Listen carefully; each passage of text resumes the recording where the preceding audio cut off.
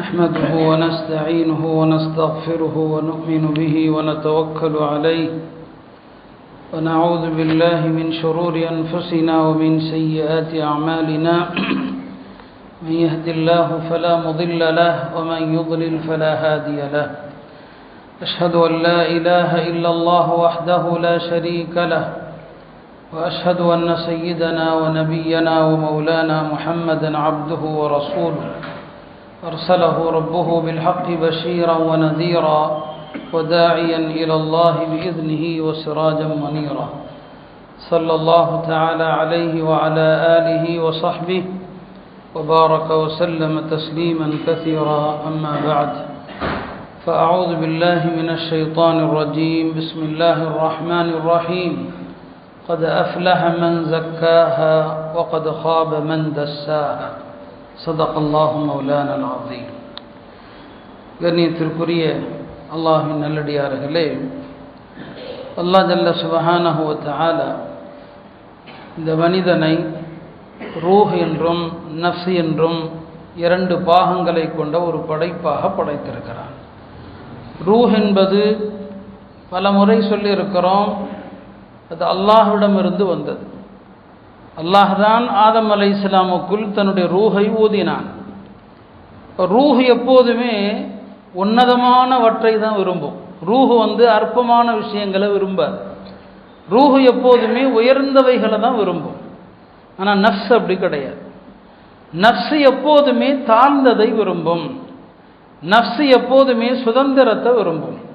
நஃப்ஸ் கட்டுப்பாடுகளை விரும்பாது. அந்த நஃப்ஸை கட்டுப்பாடுகளை கொண்டு அடக்குவதற்கு பெயர் தான் தஸ்கியா, நஃப்ஸை பரிசுத்தப்படுத்துதல் என்று அர்த்தம். இல்லைன்னா இந்த நஃப்ஸ் இயல்பாக நஃப்ஸுடைய குணம் என்ன? அல் அம்மாரது பிஸ்ஸூ, அது எப்போதுமே தீயவைகளை தான் செய்ய சொல்லும். தீயவைகளை அதிகம் அதிகம் செய்ய சொல்லும். அரபியில் அம்மாரான்னு சொன்னால் நிறைய கட்டளையிடுன்னு அர்த்தம். சாதாரணமாக இல்லை, எப்போதுமே நஃப்ஸு தீமையை தான் செய்ய சொல்லும். நஃப்ஸு நல்லதை செய்யுமாறு சொல்லாது. அந்த நஃப்ஸை பக்குவப்படுத்துவது, இதுதான் நபிமார்கள் கொண்டு வந்த இந்த தீன், இந்த மார்க்கத்தினுடைய நோக்கம். மனிதன் தன்னுடைய நஃப்ஸை தூய்மைப்படுத்தணும், இந்த நஃப்ஸை பக்குவப்படுத்தணும், அதுதான் நோக்கம். அல்லாஹ் தஆலா திருமறையில் எத்தனையோ இடங்களில் அல்லாஹ் சத்தியம் பண்ணுறான் பல்வேறு விஷயங்களை சொல்வதற்காக. ஆனால் அல்லாஹ் இந்த நஃப்ஸுடைய பரிசுத்தத்தை பற்றி பேசும்போது மட்டும் 11 சத்தியங்கள் செய்கிறான். والشمس وضحاها والقمر إذا تلاها والنهار إذا جلاها والليل إذا يغشاها والسماء وما بناها والأرض وما طحاها ونفس وما سواها فألهمها فجورها وتقواها قد أفلح من زكاها. யார் இந்த நஃப்ஸை தூய்மைப்படுத்துகிறானோ அவன் வெற்றி அடைந்து விட்டான். இந்த வெற்றியடைந்த ஆன்மாவை சொல்வதற்குத்தான் அல்லாஹ் 11 சத்தியங்கள் செய்கிறான்.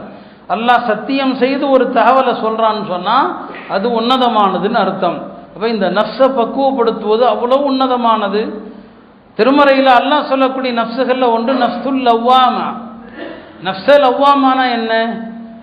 நல்ல விஷயங்களை ஏன் கம்மியா செய்யறேன்னு சொல்லி அந்த நஃப்ஸு திட்டும். 2 ரக்காத் நஃபில் தொழுதுட்டு போயிட்டார், அந்த நஃப்ஸு சொல்லும், ஏன் நீ 8 ரக்காத் தொழுதுருக்க கூடாதா, 10 ரக்காத் தொழுதுருக்க கூடாதா, கொஞ்ச நேரம் திக்ர் செஞ்சுட்டு போயிட்டார், ஏன் இன்னும் கொஞ்ச நேரம் திக்ர் செஞ்சிருக்க கூடாதா, நல்லவைகளை ஏன் குறைவாக செய்தா என்று அந்த நஃப்ஸ் அவனை பழிக்கும். பாவத்தை செஞ்சா ஏன் இந்த பாவத்தை செஞ்சேன்னு சொல்லி அவனை கண்டிக்கும். இது நஃப்ஸே லவ்வாமா. இந்த லவ்வாமா மீது அல்லாஹ் சத்தியம் செய்கிறான். லா உக்ஸிமு பியௌமில் கியாமா வலா உக்ஸிமு பின் நஃப்ஸில் லவ்வாமா. அவன் லவ்வாமான்னு சொன்னான் நல்லதை நிறைய செய்ய ஆசைப்படுகிற நஃப்ஸு, கம்மியா செஞ்சா அந்த நஃப்ஸ் அவனை பழிக்கும். அந்த நஃப்ஸ் உங்கள்கிட்ட இருக்குதா என்று நீங்க பரிசோதிக்கணும். பாவம் செஞ்சா அந்த நஃப்ஸ் அவனை திட்டும், சந்தோஷப்படாது. இது நஃப்ஸே லவ்வாமா. 3வது நஃப்ஸ் தான் நஃப்ஸே முத்மஇன்னா. இந்த 3 வகையான ஆன்மாக்களை பற்றி அல்லாஹ் பேசுகிறான். நாம் 3ஐயும் இடையிடையே கொஞ்சம் கொஞ்சம் என்னங்க ஒன்றை பற்றியும் சொல்வோம். அப்போ மனித இயல்பு என்ன, நஃப்ஸுடைய தன்மை என்ன? கெட்டதை தான் செய்ய சொல்லும். ஈமான் கொள்ளாதவர்கள் அவங்க அந்த கெட்டதையே பழக்கப்படுத்தி அதிலேயே இருப்பாங்க. அவர்களுக்கு கெட்ட விஷயங்களை பாவங்களை செஞ்சால் உறுத்தல் இருக்காது.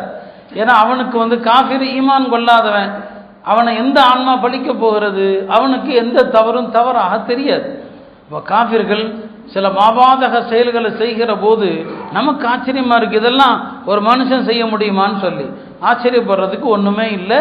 அவன் அதை செய்யாமல் இருந்தால் தான் ஆச்சரியம். இப்போ மனித இயல்பு அம்மாரா தான். நமக்கு குர்ஆனும் ஹதீஸும் பெரியார்களும் நம்முடைய நஃப்ஸை லவ்வாமாவாக, அதனுடைய உச்சக்கட்ட நிலை என்ன, நஃப்ஸை முத்மஇன்னாவாக நாம் எப்படி நம்மளை ஆக்கிறது, நம்முடைய நஃப்ஸை அதுக்கு எப்படி பரிசயப்படுத்துறது, அதுக்கு தான் நம்மளை தயார்படுத்துவதற்கு தான் அல்லாஹ்வுடைய வேதம், ரசூல் ஸல்லல்லாஹு அலைஹி வஸல்லம் வழிமுறைகள், நல்லோர்கள் அதற்கு தான் வந்தாங்க. சஹாபாக்கள் இந்த விஷயத்தில் தான் ரொம்ப கவலைப்பட்டாங்க. நம்முடைய நஃப்ஸை எப்படி பண்படுத்துறது, நம்மை நாம் எப்படி தூய்மைப்படுத்துறது, இதை பற்றி ரொம்ப கவலைப்பட்டாங்க. எந்த அளவுக்கு அவங்களுக்கு இந்த விஷயத்தில் கவலை இருந்துச்சு, ஒரு சஹாபாக்கள் சில பேர் ஒரு இடத்துல கூடுனாங்க, கூடி பேசினாங்க. பெருமானார் ஸல்லல்லாஹு அலைஹி வஸல்லம் அறிவுரைகளை எல்லாம் கேட்குறோம், மார்க்க சட்டங்களை எல்லாம் கேட்குறோம், நம்மளால் முழுசாக வாழ முடியல. இதான் நஃப்ஸே லவ்வாமா, முழுசாக வாழ முடியல. முழுமையாக தீனின்படி வாழ்றதுனா என்ன செய்யறது, அப்போ இதுக்கெல்லாம் எது தடையாக இருக்குது, அதையெல்லாம் விட்டுட்டா என்ன அப்படின்னு அவங்களுக்குள்ளே பேசுகிறான். ஒரு சஹாபி சொன்னார், இனிமேல் நான் மாமிசமே சாப்பிட மாட்டேன்னாரு. மாமிசம் சாப்பிட்டா தானே மனிதனுக்கு உணர்வுகள் வருது, மாமிச உணவை தடுக்கிறேன்னு சொல்லி. ஒருத்தர் சொன்னார், இனிமேல் நான் இரவுல உறங்கவே மாட்டேன்னு சொன்னார். ஒருத்தர் இனி நான் மனைவியோடு சேரவே மாட்டேன்னு சொன்னார். இதெல்லாம் ஹராமாக்கிடுவோம், முழுமையான துறவரம்னு சொல்லி. சஹாபாக்கள் எதை செஞ்சாலும் தூய்மையாக செய்ய நினைப்பாங்க, ஏமாற்று துறவரம் அல்ல. சில துறவிகள் இருக்கிறான், அவன் எல்லா செயல்களையும் செய்வான், எல்லா அட்டூழியமும் செய்வான். சஹாபாக்கள் அப்படி இல்லை, உண்மையான துறவியாக மாறணும்னு நினச்சாங்க. ஒரு கட்டத்தில் இந்த அளவுக்கு நினச்சாங்க, இந்த ஆணுறுப்பு இருந்தால் தானே ஆசை இருக்குது, உண்மையான துறவியாக மாறுவதற்கு ஆண்மையை நீக்கிட்டா என்ன. பெருமானாற்று போய் அதுக்கு அனுமதி கேட்குறான், எனக்கு ஆண்மை நீக்கிறதுக்கு அனுமதி கொடுங்க அப்படின்னு அனுமதி கேட்க. ஏன்னா நாங்கள் உண்மையாக துறவியாக மாறணும். நபி ஸல்லல்லாஹு அலைஹி வஸல்லம் அவர்கள் இதையெல்லாம் கேள்விப்பட்டு அவர்களை எல்லாம் அழைத்து கண்டிச்சாங்க. என்ன பாருங்க, நான் நிக்காஹ் செய்திருக்கிறேன், நான் நோன்பு வைக்கிறேன், நோன்பு விடவும் செய்கிறேன், நான் தொலவும் செய்கிறேன், தூங்கவும் செய்கிறேன், என்னில் உங்களுக்கு அழகான முன்மாதிரி இல்லையா? இதையெல்லாம் தவிர்த்து விட்டுத்தான் ஒரு உண்மையான பக்குவ நிலையை அடையணுங்கிற தேவையில்லை. மனைவி மக்களும் இருக்கணும், எல்லா அல்லாஹ் ஹலாலாக்கி எல்லாவற்றையும் அளவோடு பயன்படுத்தி கொண்டு பரிசுத்த ஆன்மாவாக வாழ முடியும். அதற்கு என்ன பாருங்கன்னு சொன்னாங்க. என்ன பாருங்க, என்னை விட சிறந்த மனிதன் உலகத்தில் யாரும் இல்லை என்று சொன்னாங்க. அப்போ சஹாபாக்கள் இந்த நஃப்ஸை பக்குவப்படுத்துவதற்கு தான் அவ்வளோ சிரமப்பட்டாங்க.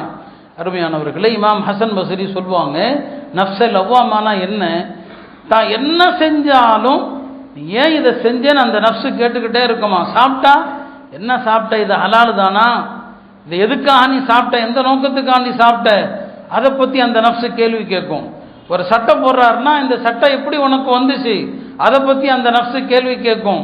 நடந்தால் படுத்தால் கேள்வி கேட்டுக்கொண்டே இருக்கிற நஃப்ஸு தான் நஃப்ஸே லவ்வாமா. ஹஜ்ரத் உமர் ரலியல்லாஹு அன்ஹு அவர்களை பற்றி ஹஜ்ரத் அனஸ் சொல்கிறாங்க, நான் ஹஜ்ரத் உமர் அவர்கள் எங்கேயோ போனாங்க, நான் பின்னாலேயே போனேன்.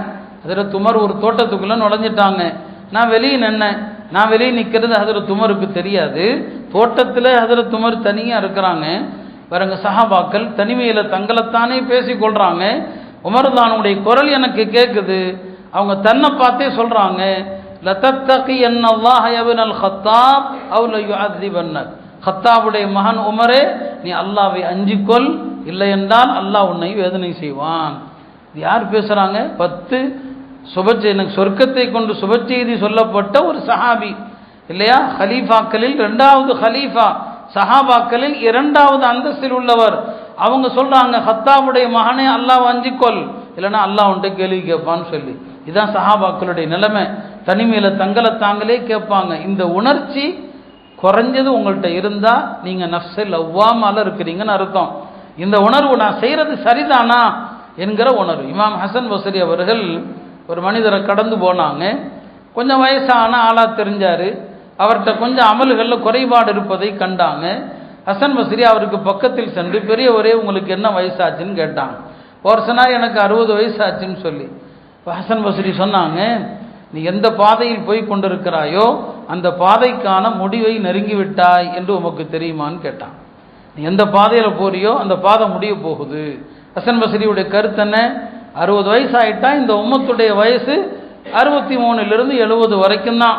அப்படியானா நீ எந்த பாதையில் போறாயோ அது முடிவு வந்துருச்சு தெரியுமா அப்படின்னு கேட்டதும் அவரும் புரிஞ்சுக்கிட்டார். அந்த காலத்து மக்கள் புரிகிற மக்கள் அல்லவா, புரிந்து கொண்டு ஆஹா ஹசன் பஸ்ரி தன் என் மரணம் நெருங்கிடுச்சுங்கிறத இப்படி சொல்லாம சொல்றாருன்னு சொல்லிட்டு அவர் இன்னா லில்லாஹி வ இன்னா இலைஹி ராஜிஊன் சொன்னார்.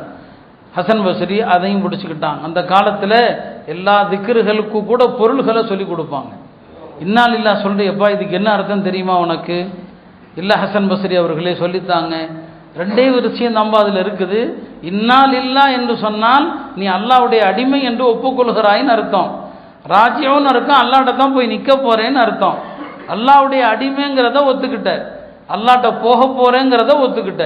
ஆனால் மூணாவது ஒன்று இருக்குது, அல்லாஹ்ட்ட போனால் உன்ட்ட கேள்வி கேட்பான்னு சொல்லி அதுக்கான பதிலை ரெடி பண்ணியிருக்கியான்னு கேட்டான். இப்போ அல்லாஹ்வுடைய அடிமை அதை ஒத்துக்கிட்ட, லில்லாஹி. ராஜ்யம் அல்லாஹ்ட்ட போக போகிறான் அதையும் ஒத்துக்கிட்ட, அல்லாஹ்ட்ட போனால் கேள்வி கேட்பானே அந்த பதில் ஒன்றை இருக்குதா? அவ்வளோதான். அந்த மனிதர் அழுதார், இவ்வளோ காலம் நான் இதை சிந்திக்கவே இல்லையேன்னு சொல்லி. அவ இப்படித்தான் அவர்கள் நஃப்ஸோடு போராட கற்றுக் கொடுப்பாங்க. எல்லா காரியத்திலும் ஒரு நஃப்ஸிடம் கேட்டுக்கொண்டே இருக்கணும்னு சொல்லுவாங்க. இதுதான் நஃப்ஸை லவ்வாமாங்கிறது. நம்முடைய எல்லா செயல்களிலுமே விசாரணை, சுய விசாரணை இருந்து கொண்டே இருக்கணும். அந்த நிலையை தான் இந்த தஸ்கியத்துன் நஃப்ஸ் என்று உலமாக்கள் சொல்லுவாங்க. ஹசன் பஸ்ரி சொன்னாங்க, அல் முஃமின் யுஆதிபு நஃப்ஸஹு தாயிமன். ஒரு முஸ்லிம், ஒரு மோமினான ஆன்மா தன்னைத்தானே எப்போதும் கடிந்து கொண்டே இருப்பான்னு சொன்னான். இமாம் ஹஜரத் முஆத் இப்னு ஜபல் சொன்னாங்க, நான் தூங்கும்போது கூட அதில் அல்லாஹ்வுடைய நன்மையை நான் எதிர்பார்க்கிறேன். ஏங்க அது தூக்கத்தில் நன்மையா? சொன்னாரு, நான் தூங்குறதே எதற்கு? சற்று நேரம் தூங்கினால் அல்லாஹ்வுடைய கடமைகளை சுறுசுறுப்பாக சரியாக நான் நிறைவேற்ற வேண்டும், அதுக்கு தான் நான் தூங்குறேன்னு சொன்னார். ஆஹா, அந்த தூக்கத்தில் கூட அல்லாஹ்வுடனான தொடர்பு அவர்கள் உறுதிப்படுத்தி கொண்டே இருக்கிறாங்க. அருமையானவர்களே, இந்த நஃப்ஸுடைய அந்த தூய்மை இல்லாமல் தான் இன்னைக்கு நாம ஒழுங்கா நம்முடைய தொழுகை இல்லை இல்லையா? தொழுகையில் ஓர்மை கிடையாது. நபி ஸல்லல்லாஹு அலைஹி வஸல்லம் சொன்னாங்க, இந்த உம்மத்தில் முதல்ல உயர்த்தப்படுவது உள்ளத்தில் இருந்த அமைதி, உள்ளத்தில் இருக்கிற அச்சம், குஷு இருக்காதுன்னு சொன்னாங்க. இந்த ஹதீஸ் அறிவிக்கிற சஹாபி சொன்னாங்க, நீ இங்கே இருக்கிற பெரிய பள்ளிக்கு போ, நிறைய தொழுகையாளிகளை நீ பார்க்கலாம், ஒருத்தருடைய உள்ளத்தில் கூட குஷு இருக்காதுன்னு சொன்னாங்க. அந்த காலத்துடைய நிலை அப்படின்னா நம்முடைய இந்த காலத்துடைய நிலையை நாம் என்ன ஒன்று சொல்வது? நாம் தொழுகைக்கு வருகிற போது எத்தனை முறை சொல்கிறோம், ஃபோனை ஆஃப் பண்ணுங்க, ஃபோனை தயவு செய்து ஆஃப் பண்ணுங்க. தொழுகைக்கு தக்பீர் கட்டுறதுக்கு முன்னால் ஃபோன் எந்த நிலையில் இருக்குது அதை ஒரு தடவை பாருங்க. இமாம் ருக்கூல இருந்தாலும் பரவாயில்லை, ஒரு ரக்காத்து போனாலும் பரவாயில்லை, நம்ம பாக்கெட்டில் ஃபோன் இருக்குதா, அந்த ஃபோனை எதில் வச்சிருக்கிறோம் கொஞ்சம் பாருங்க, ஆஃப் பண்ணுங்க. இதை கூட கவனிக்காமல் ஒரு ரக்காத்து போய்டும் தக்பீர் கட்டிடுறீங்க, ருக்குவுக்கு போன உடனே ஃபோன் அடிக்குது இல்லையா? எவ்வளோ பேருக்கு அதில் இடைஞ்சல். அப்போ இதை பற்றி ஒரு நாள் கூட நம்ம சிந்திக்கிறது இல்லை. அப்படி நம்முடைய நஃப்ஸெல்லாம் எந்த நிலைமையில் இருக்குதுன்னு யோசிச்சு பாருங்க. இதை கூட பற்றி கூட கவலைப்படுறது இல்லை. அருமையானவர்களே, இனிமேலாவது பள்ளிகளில் தயவு செய்து இந்த ஃபோன்கள் இல்லாமல் இந்த சத்தமே இருக்கக்கூடாது, பெரிய ஒரு ஷைத்தான். அப்போ சொன்னாங்க, முதல்ல இந்த உம்மத்தில் அதுதான் உயர்த்தப்படும் என்று சொன்னாங்க. அருமையானவர்களே, நம்முடைய முன்னோர்கள் நஃப்ஸுக்கு பாவம் செய்யக்கூடிய நஃப்ஸுக்கான பயிற்சியை கொடுத்தாங்க. சொன்னாங்க, ஒரு பெரியார், மனுஷன் ஏன் பாவம் செய்கிறப்பா? பாவம் செய்யக்கூடிய ஒவ்வொரு ஆன்மாவும் தன்னைத்தானே கேட்டுக்கொள்ளட்டும். என்ன, நீ எந்த தைரியத்தில் பாவம் செய்கிற? அல்லாஹ் உன்னை பார்க்கலன்னு நினச்சி பாவம் செய்கிறியா? அல்லாஹ் பார்க்கலன்னு நினச்சி பாவம் செஞ்சால் நீ காஃபிரா போயிட்ட. ஏன்னா அல்லாஹ் என்னை பார்க்கலன்னு நினச்சா அவன் அல்லாஹ்வுடைய வல்லமை மறுக்கிறான், காஃபிரா போயிட்டான். நீ பாவம் செய்கிற, நீ அல்லாஹ் பார்க்கலன்னு நினச்சா நீ காஃபிரா போயிட்டேன்னு அர்த்தம். பாவம் செய்யக்கூடிய உனக்கு அல்லாஹ் பார்க்க தான் செய்கிறான் அப்படின்னு நினச்சிக்கிட்டே அந்த நம்பிக்கையில் பாவம் செஞ்சால் உன்னை விட வெக்கங்கட்டவன் யாருமே இல்லை. உன்னுடைய எஜமான் பார்க்கறான்னு தெரியுது, ஆனால் பாவம் செய்கிற. எஜமான் பார்க்கறான்னு தெரியுது, பாவம் செய்கிற. உன்னை விட இந்த துன்யாவில் வெக்கங்கட்ட மனிதன் யாருமே கிடையாது. இப்படித்தான் பாடங்கள் நமக்கு கற்றுத்தந்தான். அருமையானவர்களே, இதெல்லாம் ஆன்மீகம். இதைத்தான் தஸவுஃப் என்று சொல்லுவாங்க. பெருமானார் ஸல்லல்லாஹு அலைஹி வஸல்லம் அவர்களும் இதை இஹ்சான் சொல்லுவாங்க. இஹ்சான்னு சொன்னால் உள்ளத்திற்கான பயிற்சியை தந்து கொண்டே இருப்பது, அதான் இஹ்சான்.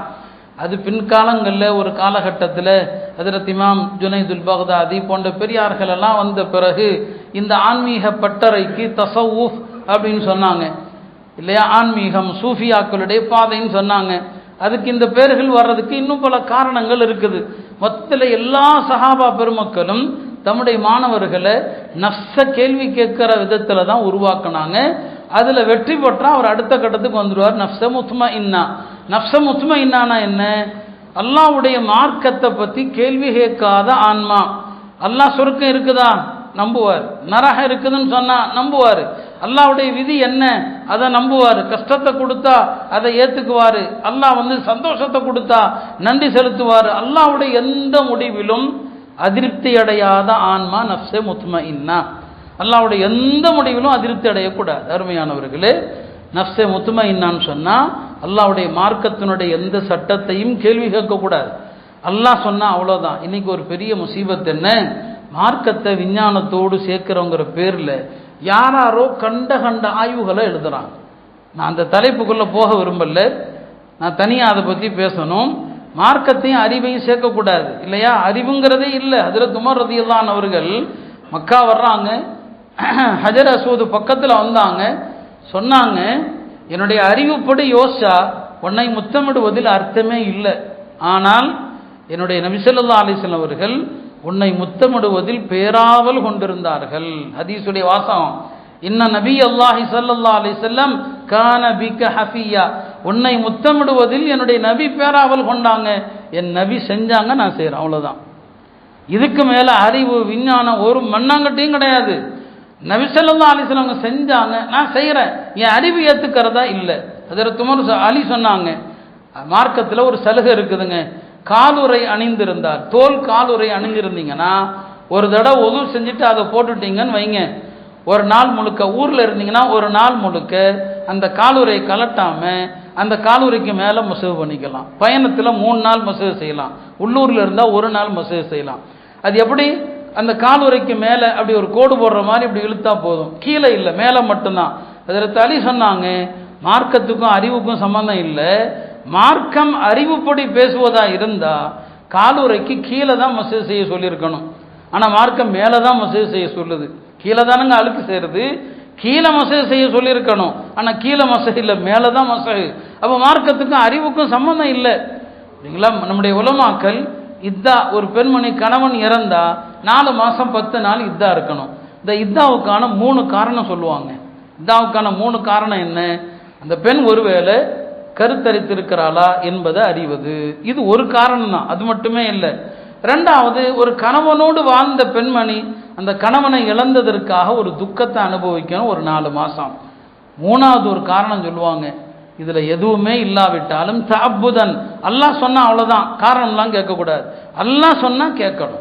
இப்போ நிறைய பாருங்கள் விஞ்ஞானம், அது நிறைய விஞ்ஞானம்னு சொல்லி போடுறதெல்லாம் பொய்க்கதையாக போயிடுது. இந்த 4 மாதம் 10 நாள் இத்தாவுக்கு ஒரு கட்டத்தில் நிறைய ஆலிம்களும் பேசுனாங்க, எழுதுனாங்க. ஒரு விஞ்ஞானபூர்வமான உண்மை அப்படின்னு ஒரு கதையை போட்டு விட்டாங்க. ஒரு யூத அறிஞர் ஆய்வு செஞ்சார், முஸ்லீம் ஆகிட்டார். அப்புறம் பார்த்தா அந்த நியூஸே ஃபேக் நியூஸ்னு ஆகிடுச்சு. இப்போ விஞ்ஞானம் பொய்யா போனால் குரான் பொய்ன்னு ஆகிடுமா என்ன? கடைசியில் பார்த்தா அதே பொய். அப்படி ஒரு ஆய்வு நடக்கவும் இல்லை. ஏன் அல்லாஹ் 4 மாதம் 10 நாள்னு சொன்னால்? இப்படிலாம் விஞ்ஞானத்தோட எல்லாம் மார்க்கத்தை சேர்க்கக்கூடாது. நஃப்ஸே முத்மஇன்னா என்ன? அல்லாஹ் சொன்னால் அதை கேட்கணும். இப்போ சமீபத்தில் ஒரு ஆளுடைய கட்டுரையை பார்த்தேன், ஒரு பாமரன் குரானுடைய தஃப்சீர் செய்யக்கூடாது. குரானுடைய தஃப்சீர் செய்வதற்கு உலமாக்கள் பல நிபந்தனை வச்சிருக்கிறான். இதெல்லாம் இருந்தால் தான் நீ குரானில் விளக்கம் சொல்லலாம். ஈசா அலைஹிஸ்ஸலாமுடைய பிறப்பையும் குளோனிங்கையும் சேர்த்து ஒரு உலக மகா அறிவாளி ஒரு கட்டுரை எழுதியிருக்கிறார். குளோனிங்கை, ஈசா அலைஹிஸ்ஸலாமுடைய பிறப்பு என்பது அதிசயம். அதுக்கு அரபியில் சொல்லுவாங்க முஅஜிஸா. முஅஜிஸாக்களை நம்முடைய அறிவை கொண்டு பேசக்கூடாது, நம்முடைய அறிவை கொண்டு அதை பேசக்கூடாது. நான் இப்படி கற்ற எழுதுகிறவரை வன்மையாக கண்டிக்கிறேன், உங்களுடைய ஈமானுக்கு ஆபத்து, இத்தோட நிறுத்திக்கங்க. ஈசா அலைஹிஸ்ஸலாமுடைய பிறப்பு என்பது அதிசய பிறப்பு. அது அல்லாஹ் தன்னுடைய ரூஹை நேரடியாக மரியமுக்குள் ஊதினான் என்று வருது. ஃபனஃபக்னா ஃபீஹி மிர் ரூஹினா, நம்முடைய ரூஹை மரியமுக்குள் ஊதினோம்னு அல்லாஹ் சொல்கிறான். இதில் மரபணுக்கும் குளோனிங்குக்கும் இதில் என்ன சம்பந்தம் இருக்குது? அதை இதையும் தேவையில்லாமல் சேர்த்து ஒரு ஆயத்துக்கு தப்பாக அர்த்தம் எழுதி வச்சிருக்கிறார். முழுக்க தப்பு. அந்த ஆயத்துக்கு அவர் சொல்ல வர்ற கருத்து, அருமையானவர்களே, இதெல்லாம் தேவையில்லாதது. விஞ்ஞானம் இன்னைக்கு ஒன்று சொல்லும், நாளைக்கு ஒன்று சொல்லும். அப்போ விஞ்ஞானம் மாறிட்டா அப்போ மார்க்கம் குரான் ஹதீஸ் சொன்னது பொய்ன்னு ஆகிடுமா என்ன? இன்னைக்கு எல்லா மதத்தவரும் விஞ்ஞானம் பேசுகிறான் இல்லையா? அந்த காலத்திலே கண்ணதாசன் அர்த்தமுள்ள இந்து மதம்னு ஒரு புக் எழுதினார். இந்து மதத்தினுடைய எல்லாமே விஞ்ஞானம் தான், திருநீர் பூசுறது உட்பட. அதுக்காண்டி அது சரின்னு ஆகிடுமா? அது அல்லாஹ்வும் அல்லாஹ்வுடைய ரசூலும் சொல்றத அப்படியே ஏற்றுக்கொள்வதற்கு பேர் நஃப்ஸே முத்மஇன்னா. எந்த கேள்வியும் கேட்க மாட்டாங்க. அப்படிதான் சஹாபாக்கள் இருந்தாங்க. பரீராங்கிற ஒரு அடிமை பெண்ணுங்க, அந்த அடிமை பெண்ணுக்கு கொடுத்த அல்லாஹ் நஃப்ஸே முத்மஇன்னாவை பாருங்க. அந்த பெண் அடிமையா இருந்தாங்க, அவங்களுடைய கணவர் பரீராங்கிற ஒரு அடிமையா இருந்தாங்க. இந்த பரீராவுக்கு விடுதலை கிடைச்சிருச்சு. முதல்ல கணவன் மனைவி 2 பேரும் அடிமையா இருக்கும்போது மனைவிக்கு முதல்ல விடுதலை கிடைக்குதுன்னு வைங்க, அந்த பெண்மணி தன்னுடைய அடிமை கணவனை விட்டும் பிரியலாம். அந்த அம்மா நினைச்சா பிரியலாம். பரீராவுக்கு விடுதலை கிடைச்சிருச்சு. விடுதலை கிடைச்சதும் மார்க்கம் கொடுத்த சலுகையை அந்த அம்மா பயன்படுத்துது. என் கணவர் பரீராவோடு நான் சேர்ந்து வாழ விரும்பல, இது அந்த அம்மா தேர்வு செய்கிறது. ஆனா அவருடைய கணவர் இருக்கிறாரு, அவர் தன்னுடைய மனைவியை விரும்புகிறார். யாரார்ட்டையோ போய் சிபாரிசு கேட்கிறார், மனைவி என்னை விட்டு பிரிய போறாங்க, சிபாரிசு பண்ணுங்கன்னு சொல்லி. பெருமானாரும் பார்க்குறாங்க, பரீரா உடைய கணவர் முகீஸ் அவர் பேர், அவர் தெருவா அழுதுகிட்டே போறார், ஐயோ என் மனைவி என்னை விட்டு பிரிய போறாங்களேன்னு சொல்லி. நபி ஸல்லல்லாஹு அலைஹி அவங்களும் ஏம்மா அவரோடு சேர்ந்து வாழலாமே அப்படின்னு சொல்றாங்க. இந்த அம்மாவுடைய அறிவு பாருங்க, ஒரே வார்த்தை தான் கேட்டாங்க, யா ரசூலல்லாஹ் இது ஆலோசனையா உங்களுடைய கட்டளையான்னு கேட்குறாங்க. கட்டளையா இருந்தால் என்னால் மீற முடியாது, நான் என் கணவரோடு வாழ்றேன். இல்லைம்மா இது கட்டளை இல்லை, ஆலோசனை தான். அப்படியானால் அவர் எனக்கு தேவையில்லை. அப்போ நஃப்ஸே முத்மஇன்னா என்ன, எனக்கு பிடிக்கல, ஆனால் நீங்கள் சொன்னால் கட்டளையாக இருந்தால் நான் உங்களோடு சேர்ந்து வாழ்கிறேன். ஏன்னா நீங்கள் அல்லாஹ்வுடைய ரசூல், உங்களுடைய கட்டளையை நடமீற முடியாது. அருமையானவர்களே, மார்க்கம் சொல்லுகிற விஷயத்தில் அறிவு விஞ்ஞானம் இதெல்லாம் போகவே கூடாது. ஏவக்கூடியவன் அல்லாஹ், எத்தி வைக்கக்கூடியவன் அல்லாஹ்வுடைய தூதர், கட்டுப்படுவது நாம். இந்த 3 விஷயம்தான் மார்க்கம். அவ்வளோதான், நமக்கு வேற எந்த பேச்சுக்கும் இங்கே இடமே கிடையாது. நஃப்ஸே முத்மஇன்னா என்பது அல்லாஹ் சொல்வதை அப்படியே நம்பலாம். அருமையானவர்களே, இந்த நஃப்ஸுகளை உருவாக்குவதற்கு தான் பல ஆன்மீக பெரியார்கள் வந்தாங்க. இந்த தரீகாவுடைய அமைப்புகள் வந்தது. இந்த தரீகாக்கள் எல்லாம் சொல்லுவாங்க ஹஜ்ரத் அலி ரலியல்லாஹு அன்ஹு அவர்கள் மூலமாக வந்தது என்று. நக்ஷபந்தி என்று ஒரு பெரிய தரீகா, அதனுடைய ஒரு பெரிய ஷேக் ஜுல்ஃபிகார் அஹ்மத் நக்ஷபந்தி ரஹ்மத்துல்லாஹி அலைஹி, அவங்க கடந்த ஞாயிற்றுக்கிழமை ஜுமாதுல் ஆஹிரா 22 வஃபாத் ஆகிட்டாங்க. அவங்க ரொம்ப பெரியவங்க, நிறைய உலமாக்கள் அவங்கள்ட்ட பையத்தாக இருக்கிறாங்க. நான் 2009 ஹஜ்ஜுக்கு சென்றிருக்கும்போது மதீனா முனவரால மக்ரிப் தொழுகைக்காக லிஃப்டில் நான் ஏறுறேன். அங்கே எனக்கு ஒரே ஆள் தான் என் பக்கத்தில் நிற்கிறாங்க, ரொம்ப பெரியவங்க, கம்பீரமான தலப்பா உயரம். இவங்க யார் இவங்க? என் மனசில் படுது, ஹஜரத்துடைய ஹுத்பாத்துகள்லாம் என்கிட்ட இருந்துச்சு, இவங்க பீர் ஜுல்ஃபிகாராக இருப்பாங்களோன்னு நினைக்கிறேன். நான் கீழே இறங்கின பிறகு ஒரு வெளியில் மழை பெய்யுது. அப்போ ஒருத்தர் கொடையை கொண்டுட்டு ஓடி வர்றாரு, அவங்க ஹஜரத்துடைய பணிவிடையாளர். அவங்கள்ட்ட கேட்டால் இவங்க யாருன்னு சொல்லி, இப்போ சொன்னாங்க இவங்க தான் பீர் ஜுல்ஃபிகார் சாப்னு சொல்லி. ரொம்ப சந்தோஷம். இப்போ அவங்கள்ட்ட கேட்டுட்டு அவங்கள்ட்ட ஹஜரத்து தனியாக இருக்கும்போது போய் பையத்தானோம். அதற்கு பிறகு ஹஜரத்து அசருக்கு பிறகு மஜ்லிஸுகள் வைப்பாங்க, அதில் போய் உட்கார்ந்தோம். 2010 ஹஜரத்தை சந்தித்தேன், ஹஜ்ஜில் 11 ஹஜரத்தை சந்தித்தோம். ரொம்ப பெரிய ஒரு மகானவங்க. அவங்க அசலில் என்னங்க படிக்கிற காலத்திலே குர்ஆனை ஹிஃப்ஸ் பண்ணிட்டாங்க. படிக்கும்போது ஒரு 2 மாத லீவில் 6 ஜுஸா மனப்பாடம் பண்ணிட்டாங்க. அப்புறம் படிச்சுக்கிட்டே ஹிஃப்ஸ் பண்ணிட்டாங்க. பெரிய இன்ஜினியர் குடும்பம், பெரிய தீன்தாரியான குடும்பம். அந்த காலத்தில் லட்சக்கணக்கில் சம்பளம் வாங்கின ஒரு பெரியவங்க. ஆனால் எல்லாத்தையும் விட்டு இந்த ஆன்மீக பாதைக்கு வந்தாங்க. உலமாக்குடைய தொடர்பில் இருந்து பெரிய ஷேகாக ஆனாங்க. இந்த காலத்தில் நக்ஷபந்தி தரீகாவுடைய உலகமெல்லாம் அதை கொண்டு போய் சேர்த்த ஒரு பெரிய பெருமை அவங்களுக்கு இருக்குது. இந்த தரீகாவுடைய மூலம் ஹஜரத் அபூபக்கர் தான் அவங்கள்ட்ட போய் சேருது. அபூபக்கர் தான் அவங்கள்ட்ட இருந்து அவங்களுடைய பேரன் காசிம் பின் அப்துல் ரஹ்மான், அதற்கு பிறகு இமாம் ஜாஃபர் சாதிக். இப்படியாக இந்த தரீகா என்னங்க, ஆரம்பத்தில் சித்திகியா அப்படின்னு தான் சொல்லப்பட்டது. இந்த தரீகாவில் பாயசீத் பிஸ்தாமி ரஹமத்துல்லாஹி அலைஹி வந்தாங்க. இந்த தரீகா ஒவ்வொரு காலகட்டத்திலையும் பல பெரியார்களோடு கடந்து வந்தது. அதில் ஒரு பெரியவங்க தான் ஹாஜா பஹாவுத்தீன். ஹாஜா பஹாவுத்தீன் அவங்க வந்த பிறகு தான் இந்த தரீகாவுக்கு நக்ஷபந்த் அப்படின்னு சொல்லப்பட்டது. நக்ஷபந்துன்னு ஏன் சொல்லப்பட்டது? இந்த காலத்தில் உள்ள வாலிபர்களுக்கு இந்த மாதிரி விஷயங்கள் எல்லாம் நம்புவதே கடினமாக இருக்குது. அதனால தான் நாம் ரொம்ப பேசுறது இல்லை. ஏன்னா மக்களுக்கு புரியாத விஷயத்த பேசவும் கூடாது. இன்றைக்கி எல்லாமே நான் சொன்ன மாதிரி அறிவு ஆன்மீகம் போகிறதுனால இதெல்லாம் கட்டுக்கதைன்றுவான். ஆனால் உண்மை அதுதான், அதை புரியக்கூடிய ஆற்றல் வேணும். ஹாஜா பஹாவுத்தீன் நக்ஷபந்த் பெரிய கராமத்துகளை உடையவர்கள். அவங்க தன்னிடத்தில் யாராவது பையத்து வாங்க வந்தாங்கன்னு சொன்னால் அவங்களுடைய நெஞ்சில் கை வைத்து ஒரு விரலை வைப்பாங்க. ஒரு விரலை வச்சுட்டு அல்லாஹ் அப்படின்னு சொன்னாங்கன்னா அந்த முரீதுக்கு தான் உள்ளத்தில் அல்லாஹ்னு எழுதப்பட்ட மாதிரி தெரியும். நக்ஷனா எழுத்துன்னு அர்த்தம், பந்துனா பதிக்கிறதுன்னு அர்த்தம், அல்லாஹுடைய எழுத்தை பதிப்பதுன்னு அர்த்தம். அப்போ அவர் என்னங்க அந்த முரீதுடைய நெஞ்சில் அப்படி ஒரு விரலை வச்சு அல்லாஹ்னு சொன்னால் போதும், நக்ஷ் பந்த் ஆகிடும். அல்லாஹ்ங்கிறது அவருக்கு முன்னால் எழுத்து வடிவத்தில் தெரியும். அதனால் அவங்களோடு சேர்ந்து அது நக்ஷபந்த் அப்படின்னு ஆயிடுச்சு. அதை நம்ம பேச்சு வழக்கில் நக்ஷபந்திங்கிறோம். அவங்க ஒரு கடைக்கு போனாங்க. அந்த கடை ஒரு வியாபாரி, பாத்திர வியாபாரி. ஹஜரத் வாங்க என் கடைக்கு வாங்க, எனக்கு திக்ர் சொல்லித்தாங்கன்னு சொன்னாங்க. ஹஜரத் அந்த கடையில் போய் உட்கார்ந்தாங்க. அல்லாஹ்னு சொன்னாங்க. கடையில் இருந்த பாத்திரமெல்லாம் சேர்ந்து திக்ர் செய்ய ஆரம்பிச்சிருச்சு. இதில் ஆச்சரியத்துக்கு ஒன்றுமே இல்லை. பெருமானார் காலத்தில் நடந்திருக்கு. சஹாபாக்கள் சொல்கிறாங்க, நாங்கள் நபி ஸல்லல்லாஹு அலைஹி வஸல்லம் அவங்களும் உட்கார்ந்து சாப்பிட்டோம், அந்த பாத்திரங்கள் தஸ்பீஹ் செய்வதை நாங்கள் கேட்டோம்னு ஹதீஸில் வரும். பாத்திரங்கள் தஸ்பீஹ் செஞ்சது நாங்கள் கேட்டோம் அப்படின்னு சொல்லி ஹதீஸில் வருது.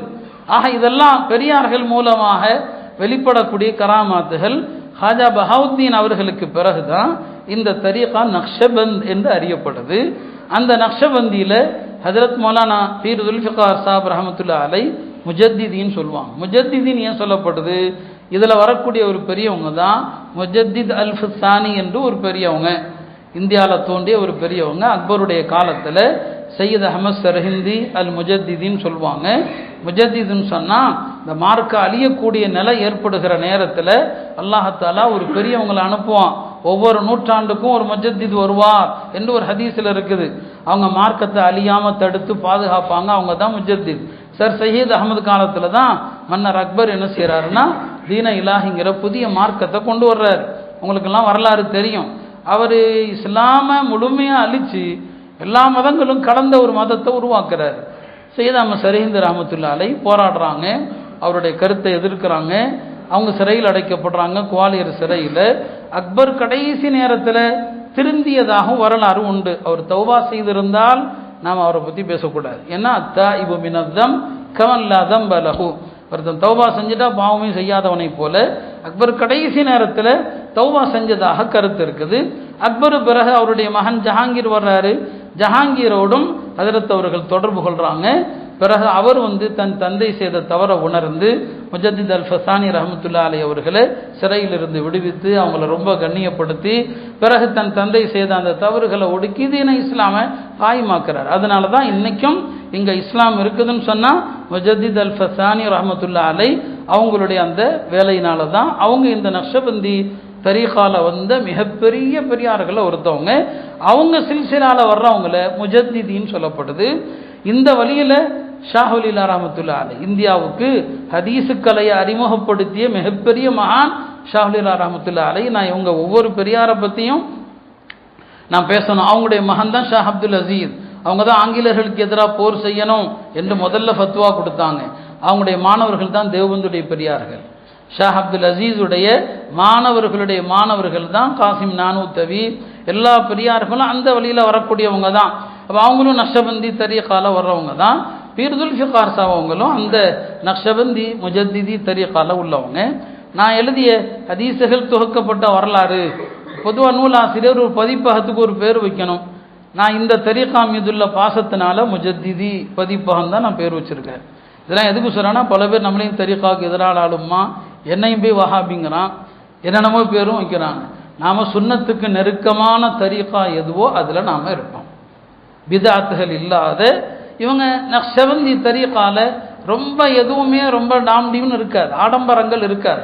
சுன்னத்துக்கு நெருக்கமான வழிமுறை.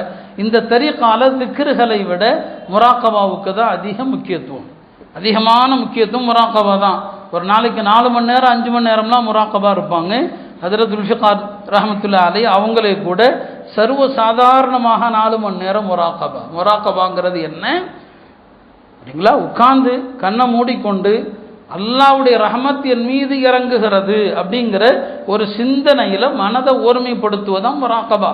அதுக்கு அவங்கள்ட்ட பல பாடங்கள்லாம் இருக்குது. முராக்கபாவுடைய பயிற்சி எல்லாம் கொடுப்பாங்க. அந்த மன ஓர்மையை கொண்டு வர்றது எவ்வளோ பெரிய விஷயம். இப்போ ஹஜரத்துடைய நிறைய சம்பவங்கள்லாம் இருக்குது. அவங்களும் நிறைய கராமத்துடையவர்கள். பீர் ஜுல்ஃபிகார் சாப் அவங்க இப்போ உலகத்தில் நிறைய பகுதிகளில் போய் அமெரிக்கா உட்பட பல நாடுகளுக்கு போய் நிறைய முரீதுகளை உருவாக்கி பல பேரை தௌபா செய்ய வைத்து அவங்க ரஷ்யாவுக்கு பயணம் செஞ்சதை பற்றி ஒரு புத்தகமாக எழுதியிருக்கிறாங்க. ரொம்ப அற்புதமான ஒரு புத்தகம். சில புத்தகங்களை எடுத்தால் முடிக்காமல் வைக்க மாட்டோம் இல்லையா, அந்த மாதிரி தான் அந்த கிதாப். அதை நான் படிக்க ஆரம்பித்த போது அதை முடிச்சுட்டு தான் கீழே வச்சேன். அந்த மாதிரி ஒரு அற்புதமான இந்த ரஷ்யா அந்த கம்யூனிசத்திலிருந்து விடுபட்டு பல நாடுகளாக உடைஞ்ச நேரத்தில் ஹஜரத் அங்கே போய் அங்கே உள்ள நிலைமைகள், அங்கே இஸ்லாத்தை எப்படி பாதுகாத்தாங்க, இதெல்லாம் அந்த வரலாறில் எழுதியிருக்கிறாங்க. ஆக மொத்தத்தில் நிறைய இந்தியாலையும் அவங்களுடைய ஹலீஃபாக்கள் நிறைய இருக்கிறாங்க. இப்போ தாருலும் தேவந்துடைய நிறைய உஸ்தாதுமார்கள் ஹஜரத்துடைய ஹலீஃபாக்களாக இருக்கிறாங்க. ஆக நம்ம காலத்தில் நாம் பார்த்த ஒரு மிகப்பெரிய மகான், ஒரு மிகப்பெரிய வலியுல்லா பீர் ஜுல்ஃபிகார் சாஹிப் அவங்க, அல்லாஹ்வுடைய நல்லடியார்களுடைய இறப்பு என்பது ஒரு பெரிய துயரம். நான் இந்த செய்தியை கேள்விப்பட்டு மிகுந்த மன வருத்தத்துக்குள்ளான, நாம் ஏற்கனவே இந்த உம்மத்து யதீம்களாக இருக்கிறோம் இல்லையா, கையறு நிலையில் இருக்கிறோம். பலவிதமான அழுத்தங்கள், சோதனைகள் எல்லா பகுதியிலையும் நம்மை சூழ்ந்து கொண்டிருக்கிறது. இந்த அல்லாஹ்வுடைய நல்லடியார்கள் இருப்பது தான் நமக்கான ஆறுதல். அவங்க அல்லாஹ்ட்ட கையேந்துகிற அந்த தஹஜ்ஜுடைய துஆக்கள், அதை கொண்டு தான் நமக்கான கஷ்டங்கள் ஏதோ கொஞ்சம் கொஞ்சம் இலகுவாக இருக்குதுன்னு நினைக்கிற நேரத்தில் இந்த பெரியார்களுடைய மரணங்கள் நம்மை பெரிய கவலையில் ஆழ்த்தது. இது கியாமத்துடைய அடையாளம். அறிஞர்களுடைய மரணம், நல்லோர்களுடைய மரணம், இவங்கெல்லாம் போவாங்க, மக்கள் ஜாஹில்களை, முட்டாள்களை தலைவர்களாக்குவாங்க அப்படின்னு ஹதீஸ் இருக்குது. பெருமானார் சொன்னாங்க, உலமாக்கள் உயர்த்தப்படுவார்கள் அப்படின்னு சொன்னாங்க. அப்போ உயர்த்தப்பட்டால் உலமாக்கள் எல்லாம் போயிட்டா ஜாஹில்கள் தான் இருப்பாங்க. இன்னைக்கு ஜாஹில் யாரு? எல்லாருக்கும் இன்னைக்கு முஃப்தி யாருன்னா கூகுள் தான் முஃப்தி. ஆலிம்கள்ட்டெல்லாம் கேட்குறதே இல்லை. இவரே கூகுளில் போய் தட்டுவார், அது என்ன ஃபத்வா கொடுக்குதோ அதை கேட்டுக்குவார். கூகுள் தான் இவங்களுக்கெல்லாம் லீட்ரு இன்னைக்கு உள்ள இளைய தலைமுறைக்கு. இப்போ என்ன ஆகும், இதில் போய் ஃபத்வா கேட்டால் அது என்ன வழிகேடு தானே அது. அப்போ இதைத்தான் நபிஸுல்லாஹும் சொன்னாங்களோன்னு யோசிக்க வேண்டியிருக்கா. அருமையானவர்களே, அத்தகைய ஒரு பெரிய மகான் தான் அவங்களுடைய மரணம். உலமாக்கள் ஒவ்வொருவரும் அவங்க சொல்லக்கூடிய கருத்துக்கள், ஒரு ஆலிம் சொன்னார், நான் யதீமாயிட்டேன், ஹஜரத்துடைய இறப்பை என்னால் தாங்கவே முடியலன்னு சொல்லி. ஏன்னா நல்லவர்களுடைய இறப்பு நம்முடைய உள்ளத்தில் துயரத்தை தரணும். அல்லாஹ் தஆலா இருக்கிற பெரியார்களுடைய ஆயுளில் அல்லாஹ் பறக்க செய்யணும். அவனுடைய வழிகாட்டுதல் நமக்கு வேண்டும். அல்லாஹ்வுடைய நல்லடியார்களை கொண்டு தான் இந்த உலகத்தில் சுக்கூனும் சக்கீனாவும் இருக்குது. அவங்க மௌத்தாயிட்டாங்கன்னா சுக்கூன் இல்லாமல் போயிடும். ஏற்கனவே நாம் நிம்மதி இல்லாமல் தான் இருக்கிறோம். இல்லாமல் அல்லாஹ் ஹஜரத் பீர் ஜுல்ஃபிகார் சாஹிப் நக்ஷபந்தி ரஹ்மத்துல்லாஹி அலைஹி அவங்களுடைய கபரை அல்லாஹ் பிரகாசமாக்கட்டும். அவங்களுடைய வாரிசுகளுக்கு அல்லாஹ் சிறந்த ஆறுதல் அல்லாஹ் தரட்டும். அவங்களை போன்ற இன்னும் பல அவுலியாக்கள், பல மகான்களை அல்லாஹ் தோன்ற செய்யட்டும். நாம் குறைஞ்சபட்சம் உங்களால் என்ற அளவுக்கு ஒரு ஈசால் சவா பெரியார்களுக்காக நீங்கள் சில சூறாக்களை ஓதி ஈசால் சவாப் செஞ்சீங்கன்னா அவங்க பயனடைகிறாங்களோ இல்லையோ அல்லாஹ்வுடைய சன்னிதானத்தில் நீங்கள் கபூல் ஆகிறீங்க. அதனால் எல்லாரும் உங்களால் முடிந்த அளவுக்கு ஒரு ஈசால் சவாப் செய்யுங்க. ஹஜரத்தை